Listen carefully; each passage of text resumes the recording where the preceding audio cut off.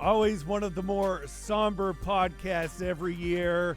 Trust me when I tell you this. We wish we were talking about going to the Super Bowl, but the future's still bright. Welcome to the Buffalo End Zone Podcast, everyone. Kevin Carroll, Andy Young, with you as usual. We had the annual end of the season, close the book on 2024.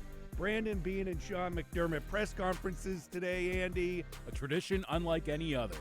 And not a fun tradition, but man, so much to unpack, I think, this year, more than years in the past. I don't know about you. I've been saying I was exhausted covering this team all year. I'm sure you were too. They got almost to the goal, but couldn't get over the mountain once again, or the hump, as people were saying at the press conference today. Yeah, the theme of the day was we're not going to blow this thing up. We're one or two plays away. And just keep kicking down that door, and eventually you're going to break through. Both Sean McDermott and Beane made references to that euphemism of knocking on the door, kicking on the door, and eventually you're going to break through.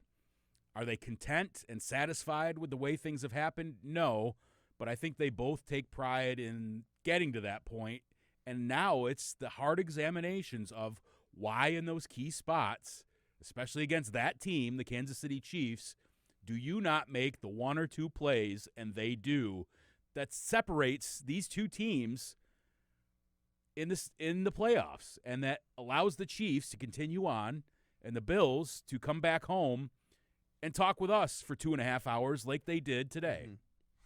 Yeah, I don't want to get too much into the game, the AFC Championship loss, but you bring up a point there that I think – universally, as time passes and you look back at it, Sean McDermott was just unable to out-coach his mentor, or however you want to put it, that when push came to shove, you know, you talk about those one plays here or there, Bills can't get fourth and short. Patrick Mahomes made it look easy. What's going on there? We know, I think. The defensive line, the defense as a whole was an issue, and I believe it was McDermott and Beane both said that they pride themselves having good defenses, but this year they're acknowledging the defense wasn't what it was. And when you talk about those couple of plays that can turn the tide against the defending champs, to me, that really stands out, but also issues on the offensive side of the ball too, Andy. We had a nice long discussion between the Brandon Beane news conference and the Sean McDermott news conference an hour or two later among the media members today about, like, what is more to blame. And some of us were on the fence of you need more out of your defense. Other guys were saying, look, you had the ball with 3 minutes left or whatever it was, with Josh Allen having the ball and a chance to take the lead or win the game or tie it, and you didn't get the job done. I think it's obviously both of those things. The defense got rocked through the first half, made a couple of stops, made the stop to force a field goal at one point, but that's not enough. Offensively, you've got to make that one or two plays, which is get the first down on the QB keeper, on the tush push. And you could say the refs bungled that, whatever. Even the fact that you put it in the hands of the refs is problematic. The Chiefs didn't do that. Patrick Mahomes ran wide open for a fourth down, right? Or ran wide open for a short touchdown. Right.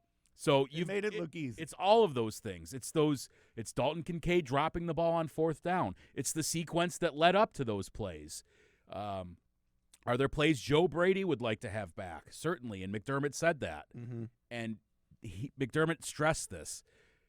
When the razor-thin margin between these two teams is those two plays or those three plays in the course of a game, we have to examine why we're not making them, and they are, and figure out what we need to do, whether that's scheme, coaching decisions, time management, not having the right players, or putting them in the right places as to why that happens. I mean, there is some blame to Josh Allen to a degree, right? Hey, they said it. We'll take the ball with 3 minutes left and Josh Allen having it and a chance to win the game. Well, 2 years in a row, he's had that opportunity and come up short. Why is that? Is that on Josh? Is that on Joe Brady? Is that on the other players? That's what they really need to examine, because they are this close. They should not blow this team up. They should not fire Sean McDermott, but they need to figure out why you can't get over that hump. And that's where we are. And it's frustrating because there's no clear answer. It's not probably one player. It's not probably a change in scheme or all these different things. It's just like, dude, you got to make the one play. Yeah, it's, it comes up, the team over this span of playoff runs, 13 to 14 wins every year. But ultimately, we're at a place right now with Josh Allen. And Andy, Josh is still young, and you can sit there and say that as long as Josh Allen is the quarterback there, they always have a chance. But when you look at the landscape of the NFL, take the Bengals, for example. They should – everyone expects them to be in the mix every year. They missed the playoffs. The Bills went there in 2020. It took them 4 years to get back to the AFC Championship. Yeah. So these moments are fleeting where you have an opportunity and a team on the ropes to be able to go win a game, and you don't do it. You've got to take some hard looks at why that is. I mean, at a certain point, you reach a point of saying, all right, this went on for 15 years, and McDermott never got over the hump. At what point do you pull that trigger and say, this isn't working, we've got to try it with somebody else? But I don't think that time is now because they are exactly that close. Dalton Kincaid, make a catch. Offensive line, block a little better and get that tush-push. Defense, come up with a key stop, make a pick, something, block a kick, like something like that. You were traveling. This is, I don't want to say bothered me, but sat with me all week, was when we talked to Gregory Rousseau on Monday during locker cleanout. Mm-hmm. He said that they were doing things, the Chiefs, that they weren't prepared for. They hadn't seen on film. They hadn't gone over it. We talked about after the game.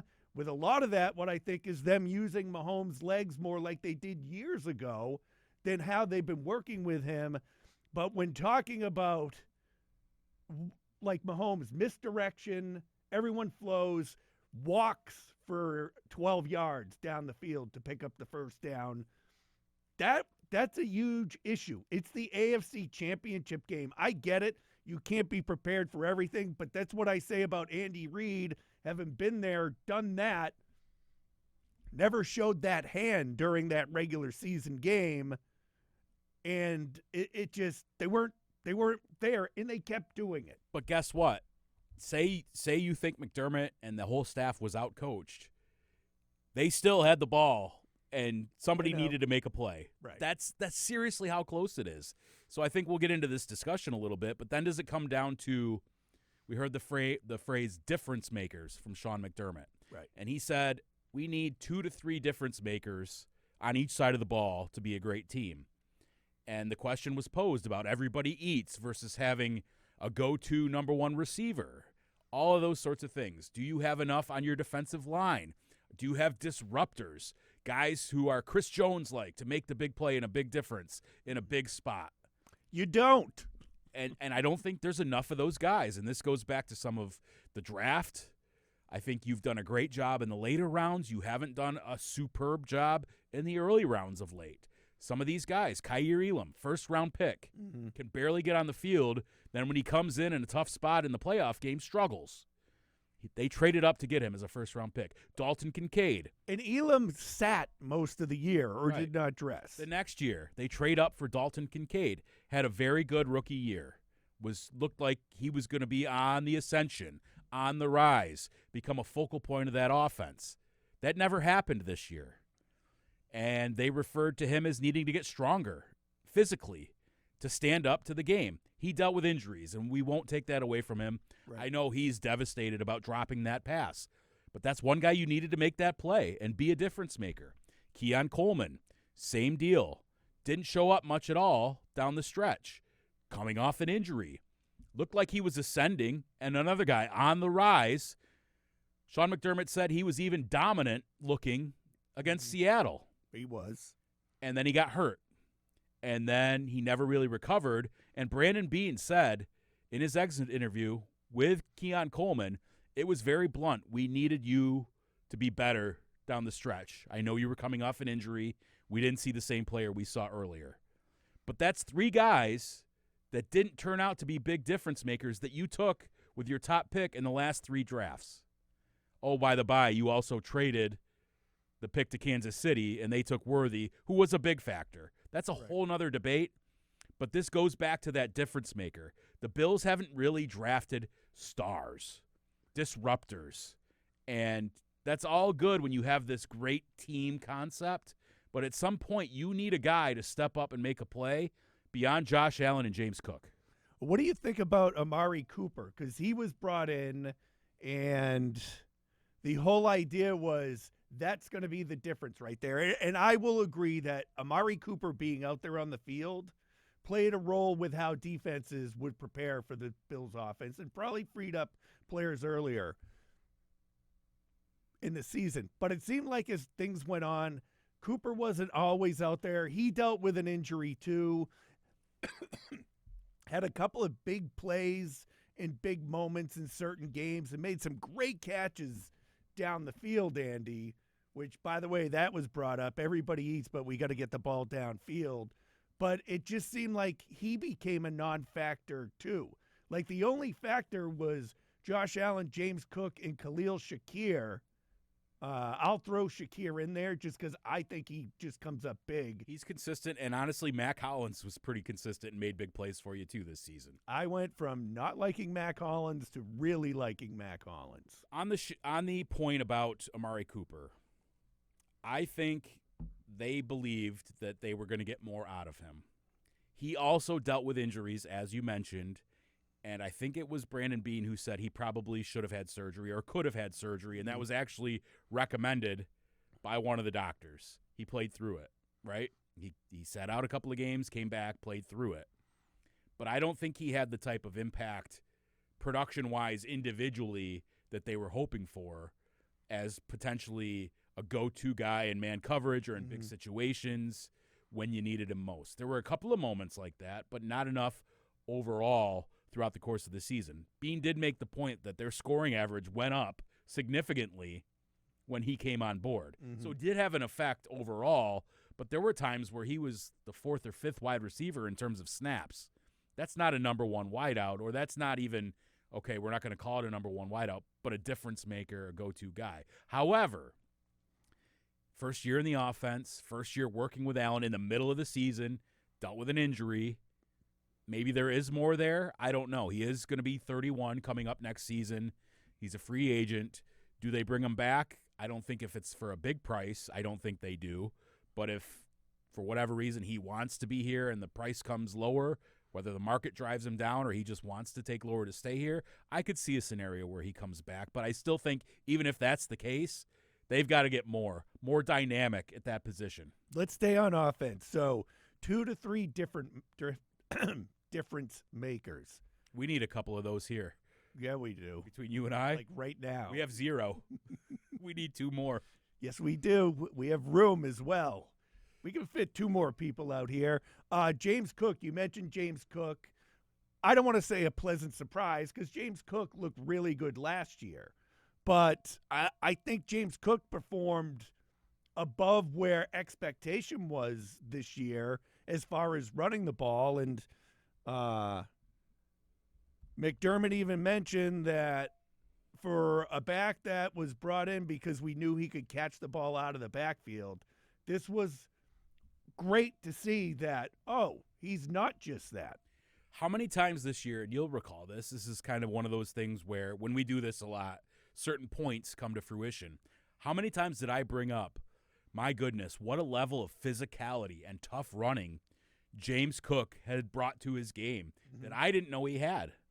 And that when he was at Georgia, you didn't see it because they didn't use him that way. And he's a little bit of a smaller back. He's not a bruiser. He's not 220 pounds. He's 190, 200 pounds with speed. But my goodness, look at the touchdown he scored where he dove over the goal line. The physicality that took for him to do that. And that took a ton off Josh Allen's plate as far as the short yardage stuff and just having another guy that was a threat to break it. Look at how many times he hit home runs. Many times this season. Heck, dude tied the all-time touchdowns record for a team in a season for him, for the Bills. So he became one of the better running backs in the NFL. Interesting thing that's going to come up is he heads into the final year of his contract, coming off year 3, going into year 4. Remind you, he was a second-round pick, so he only has 4 years where first-rounders get 5 with the 5th-year option. Do the Bills pay him this year or going into next year? That's an interesting debate because we've talked about the devaluation of the running back position, but so much of the offense went through him and the way they built it. But it seems like the pendulum's swinging the other way now. Right. That now teams are more, I don't want to say relying on the running back, but we're kind of going back the other way where Derrick Henry, Saquon Barkley. Right. Massive impacts on their teams. Yeah. So that's got to be key moving forward. So if we talk about 3 difference makers on offense, I don't think we can include any of the pass catchers. No, as good as Shakir is, Hollins was a nice story. Coleman was a rookie. I mean, and you can't say Deion Dawkins, like as good as he is, right. He's a lineman, and at the end of the day, we all know, he's great at what he does, but we're talking about someone who you can count on. I don't know where Josh Allen can do stuff with his arm and his legs. You have James Cook. You need that third thing. Like when you look at the Colts back in the day with Manning, Marvin Harrison, and Edgerrin James. And Reggie Wayne. They had 4. And Reggie Wayne. Right. And Dallas Clark. Right. See what I'm getting at here? Yeah. The interesting thing we talk about Cook in that vein, too, he was asked, McDermott was, why was Cook not on the field for that final Bills offensive drive? Yeah. And there has been a lot of discussion about that. And McDermott said, look, the way Cook played and the way that he elevated himself into a different stratosphere and the way he was talking to McDermott on the sidelines, he noticed a player that was elevated and at a different level. They had to weigh that with all season long. Ty Johnson has done a great job for them in obvious passing situations, which is third downs, 2-minute drills, all those sorts of things. Number one, because he's been their most trusted back in pass protection, and he's done great things with the ball in his hands through the air as well. So they stuck with what got them there, but there is some argument to say James Cook is your best offensive weapon outside of Josh Allen. We know he's capable of catching the football. Why is he not on the field in those situations? Maybe that's something they look to in the future. Yeah, it's got to be. That's a difference maker. Like when you go over and, I'm sure Sean McDermott and those guys are just dissecting that game and what could have been done and what should have been done and all that other stuff, Andy. And that's the work going into the offseason on the offensive side of the ball. On the defensive side of the ball, Andy, you talk about 2 or 3 playmakers. I think you and I can both agree they're not even close at this point. No. With even one, you and I talked before we came on. I said Terrell Bernard. You kind of poo-pooed it a little bit. But if you were going to pick one guy, I would go with Bernard. Yeah, I mean, he's the most impactful in terms of a guy you think might take the football away. Right. And you saw what he did on that Mark Andrews play where he got beat, recovered against Andrews against the Ravens, forced a fumble and recovered it, right? That's a game-breaking play. You need a lot more of that. A lot of people talk about Christian Benford. He is a very good, solid corner, got some discussions about all-pro. But is he a ball hawk? Is he a guy that's going to get you turnovers? They had a ton of turnovers this season, but is he making the game-breaking play? Maybe. And he missed a lot of that game dealing with the concussion. You need more also out of your back end, whether that's safety. Think about some of the huge plays Jordan Poyer and Micah Hyde made throughout the season. Nothing wrong with what Damar Hamlin and Taylor Rapp and Cole Bishop did in spots, but they weren't those guys, right? And then you look up front, and that's the biggest thing to me. Greg Rousseau, very nice player. Should be, but not always dominant. Right. And not in the AFC Championship. No, not even close. So Greg Rousseau, like we're talking about guys who close out a game, who sack Mahomes in the big spot, who do those things that they brought in Von Miller for 3 years ago, thinking that was going to work out. Looked like it might, and then he got hurt. Right. Never been the same since. Ed Oliver, fantastic year last year. Really good in stretches this year. big sack, big play in the Chiefs game, but not all the time. Where's your Chris Jones? Where's your big edge rusher that racks up 15, 16 sacks and makes guys fear you? So that to me is why you're talking 2 or 3 difference makers. You need a couple more probably on both sides of the ball. Yeah. And that goes back to the discussion we talked about. Bills have been very good at drafting a team, but they have not brought in stars. Not a ton of them. Is it worrisome that Brandon Beane, for the second year in a row now, has said, don't expect us to do something big in free agency? But then he does often. So well, that's what I'm he getting said that at. before they signed Von Miller. He said that about trading before they traded for Amari Cooper. Right. He'll make a swing when he sees it. Yeah. So I'm not worried about that. If they want to figure out they're in a much better cap situation this year than they were last year. They're going to make some moves. We'll see if Von Miller gets cut. If they do something else surprising with Milano or somebody like that. I don't know. I wouldn't say that that's something I think is going to happen, but you never know. I mean, Von Miller certainly could be gone. I mean, a lot of the players, and this happens at the end of every season when they talk about how tight-knit this group was, and you hear Josh Allen say, I love these guys, and Von Miller saying, I've been on 2 Super Bowl winning teams. This team was much closer and much better to be around than any of that. But it's the NFL. The team's going to look different. A few guys are going to be gone. Right. I do think they do have the opportunity, if they want to mess around with the salary cap more this year, to extend a Josh Allen. They have a lot of their key pieces signed, but there are going to be a lot from the 2022 draft class that you got to make decisions on. Before that, you need to make a decision on Russo at some point, but also in the same regard, Bernard, Cook, Benford, Shakir, all those guys came from the same class. What are you doing there? So do you have the money to go out and sign a big name, either an edge rusher, make a trade for an edge rusher, or a big defensive tackle who you think is a difference maker, or a number 1, quote-unquote, wide receiver, or more of an explosive player there? You probably can make it work, but you can't probably do all of those things. Right. So then you gotta restock through the draft, which goes back to my point. You've got to hit some of these top first-round picks to be bigger difference makers than they've gotten. No slight to Greg Rousseau, no slight to Ed Oliver, who are good players and at times look that part. But you need guys who do it all the time. And they're down in the draft after playing in the AFC Championship game. But the Chiefs are always down in the draft. The Eagles are always down in the draft. That makes the Xavier Worthy thing a little more annoying to me. Right. Is that I get it. To me, okay, it was the AFC Championship game. He had probably the best day of any wide receiver on the field as a rookie in this one. So you're right. They have to hit higher up in the draft. It's nice to have players like Matt Milano who turned into something good, and Benford, Christian Shakir. Benford. Right. But these are 4th, 5th, 6th round guys. Right. So come on, man. Would you But here's the good part about this for the Bills' perspective, and I think this is kind of the company line. Without those things happening, they're this close. Right.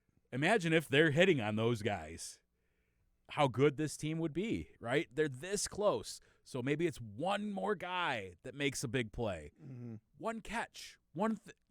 That's where we are with this. So it's not all doom and gloom, but there are ways you could overcome having to go up against maybe the greatest coach-quarterback combination of all time, or at least working their way into that conversation.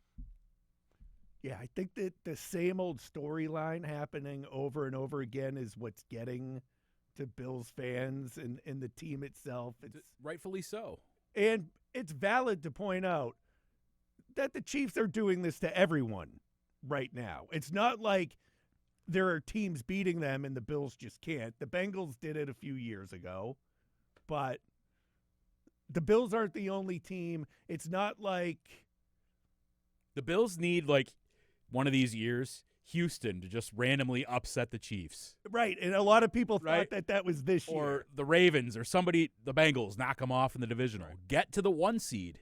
I know that they had the home game last year in the divisional, but get the 1 seed to where you've got the bye, and maybe your guys sat out for 3 weeks and are completely healthy like the Chiefs were. Yeah. And you didn't have to go through a decent Denver team and a really rugged, really good Baltimore Ravens team and lose a Taylor Rapp or have different guys banged up or have Benford dealing with a concussion. Yep.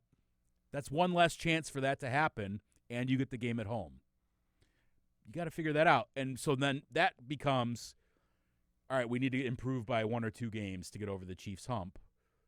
Well, that's where you need those explosive players, those difference makers, not only in a 1 game, 1 play, 1 drive scenario, but over the course of a season to where you can get to 15 wins because, good Lord, AFC West, please knock them off at some point, right? Do something. But it's like what we went through all those years with the Patriots. Nobody ever stepped up in the AFC East. No, I was, not to get sidetracked, but I was amazed at looking at the teams and the quarterbacks that have been in the Super Bowl since 2001. There's like 6 of them on the AFC side. Right. You know, Brady, Mahomes, Manning, Roethlisberger. Roethlisberger. Yeah, that's it, really. Yeah. And Flacco. And Joe Flacco. Like yeah. random guys, right. Yeah. So it's crazy. What about Joe Brady? Since we're talking about Joes, and now we get a first full year as him as the offensive coordinator. The everybody eats mantra we heard all year, went throughout the season. Sean McDermott mentioned it during his press conference today and smiled when he said it. Almost like, to me, it felt like he was like, oh, well, I'm sick of saying this. Well, they knew it was a punchline. Right. Yeah.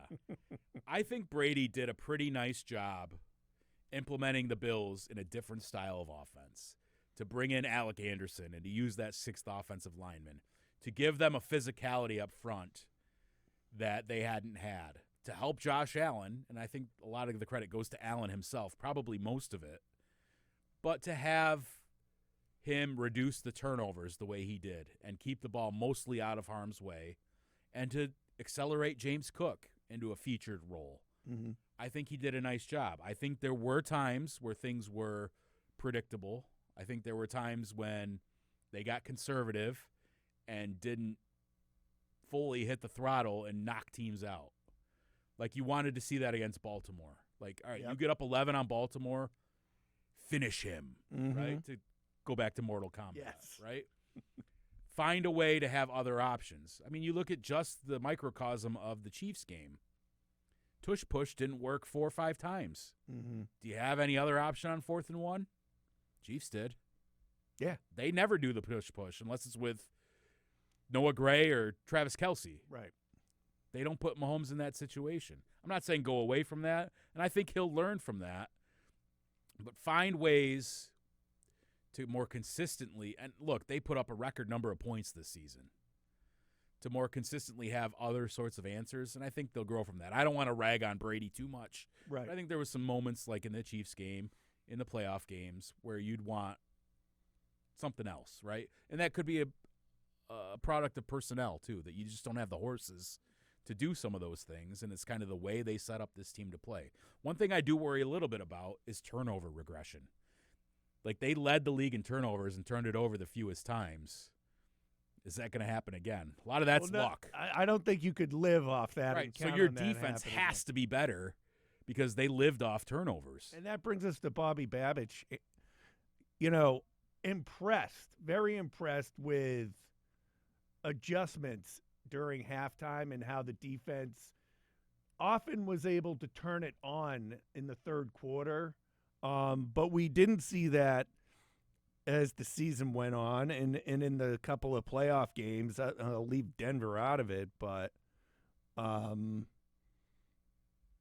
thought with the bodies that Bobby Babich was dealing with, and not that he was dealing with a ton of injuries like the season before, but still, I thought Babich, and I'm not sure how much McDermott let Babich control the defense and how much McDermott had his hand in it, But I was just always impressed during the regular season with how if they saw that someone was able to do something against them, they were able to adjust.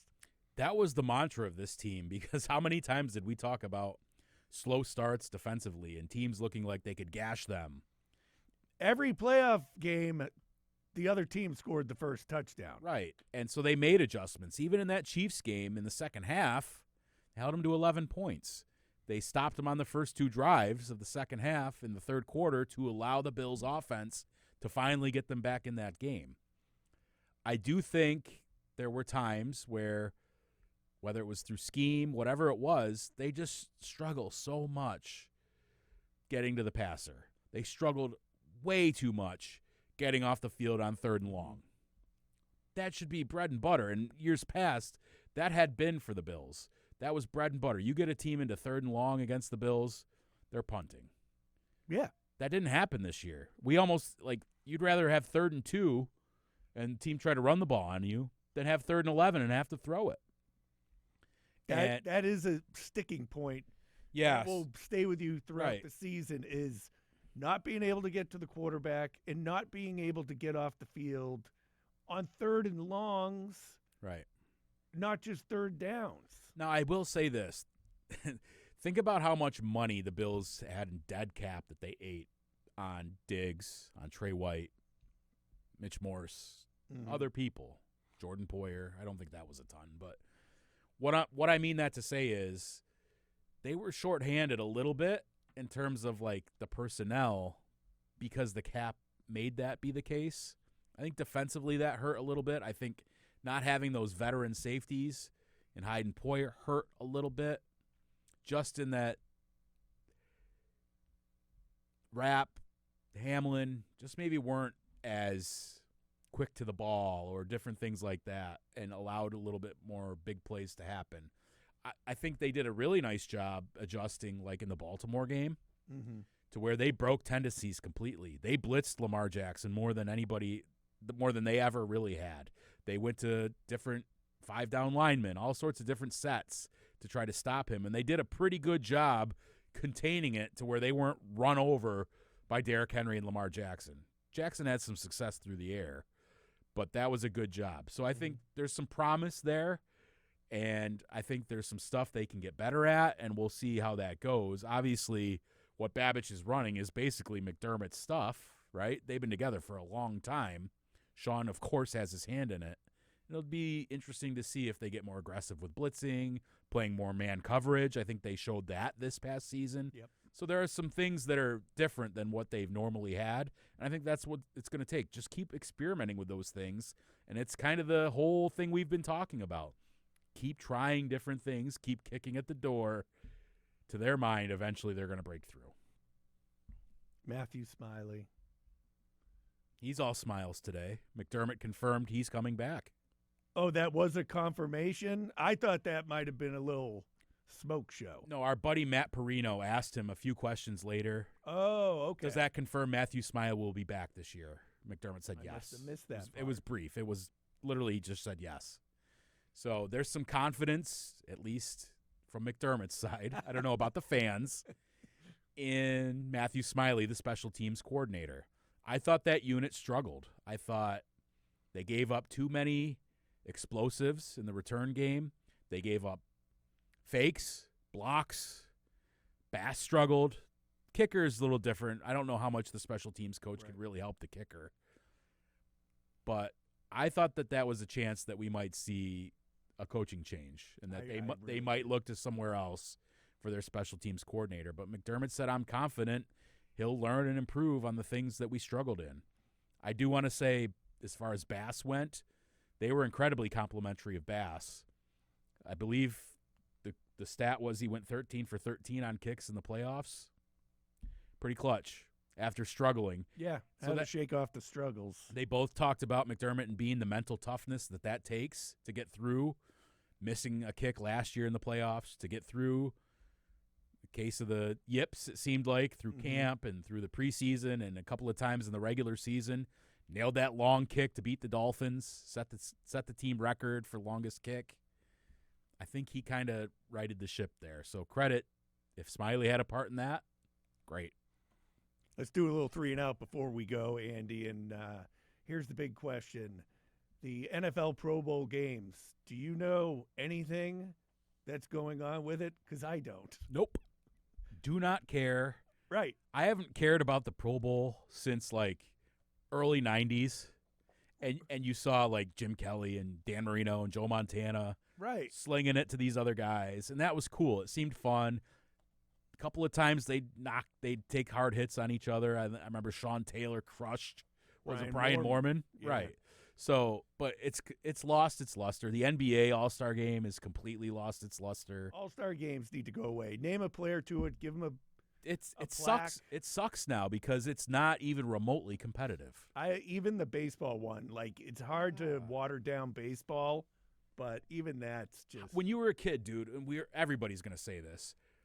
The Major League Baseball All-Star Game was freaking awesome. Mm-hmm. I think interleague play kind of watered that down a little bit because you never saw those guys against each other except for the World Series. Home Run Derby was awesome.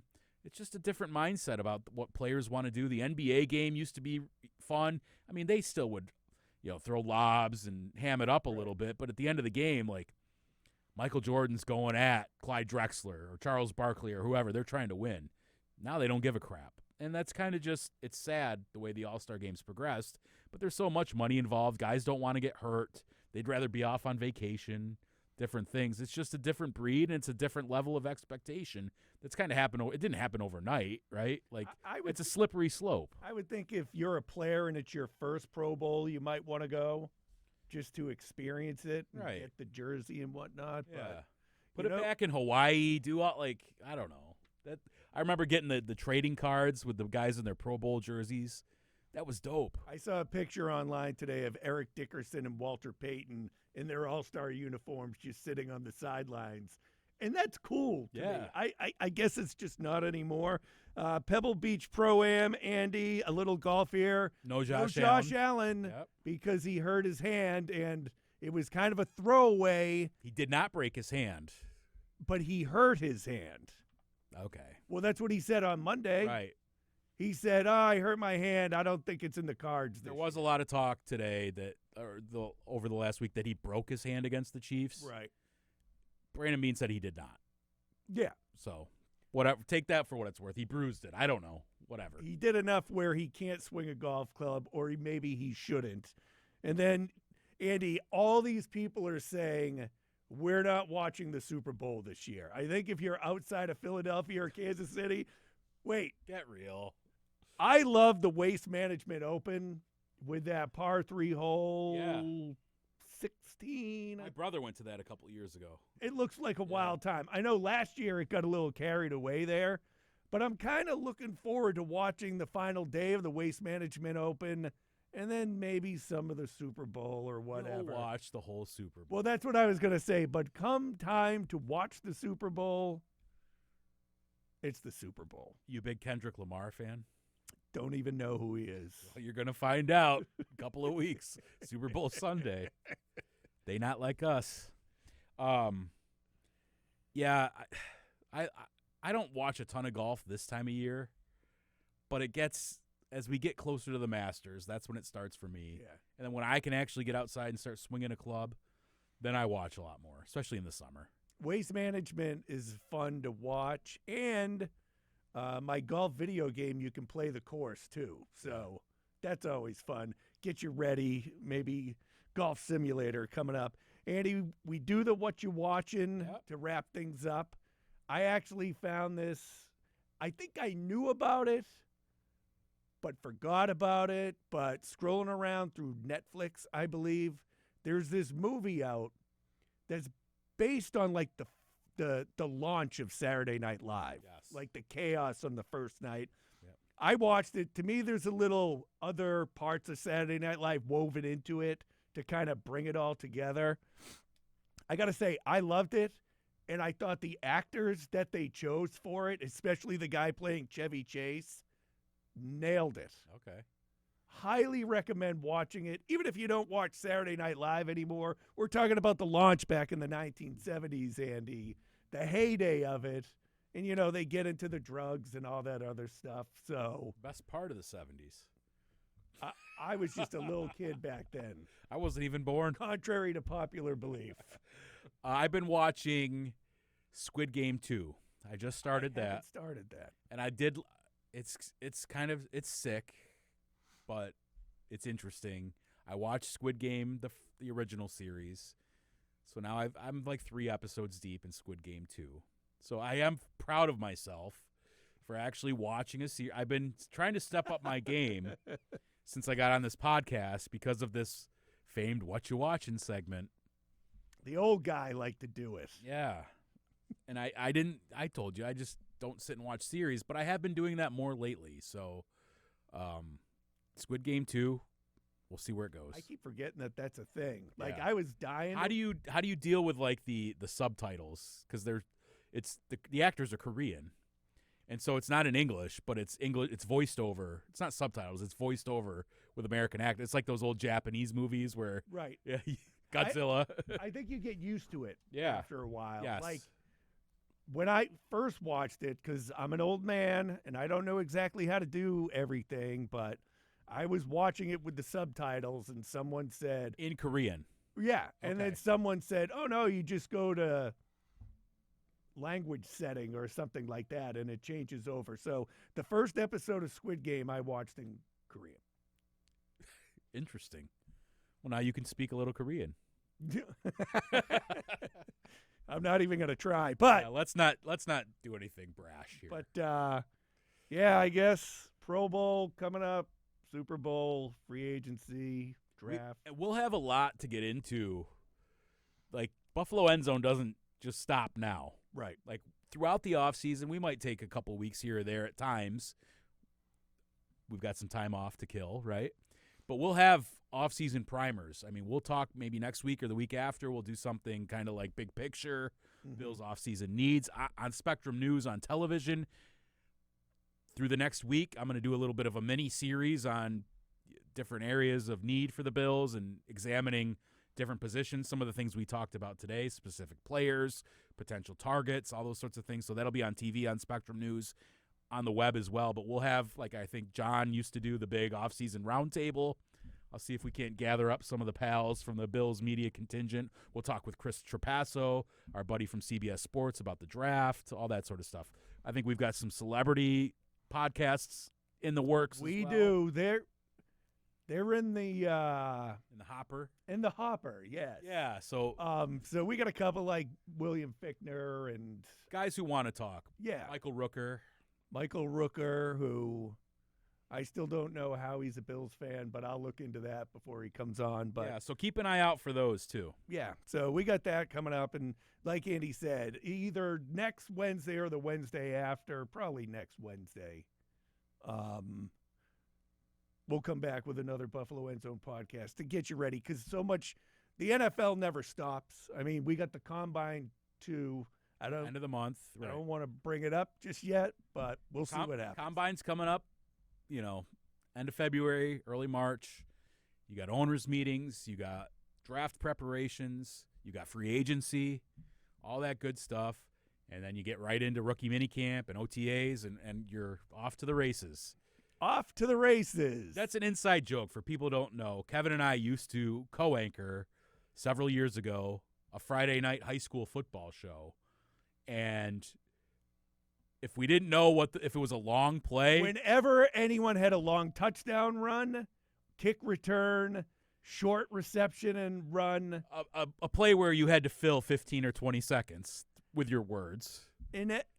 inevitably someone who was cutting and writing them for us, you would find off to the races. I even hear it in the NFL broadcast Right. now. And So we always say off to the races and give each other a little smirk. I picture Ian Eagle saying it a few times this year, but I digress. Little inside baseball. Before we go, make sure you like, comment, subscribe, give us a review, send us some comments, share it with your friends, whether you're on YouTube, Facebook on the live stream, or you're doing it through the audio methods.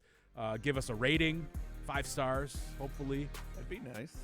on Apple Music, Apple Podcasts, Spotify, wherever you watch it. A lot of growth for Buffalo End Zone, both on television and this podcast. We want to keep that up and give you guys what you want. Thanks for joining us, everybody.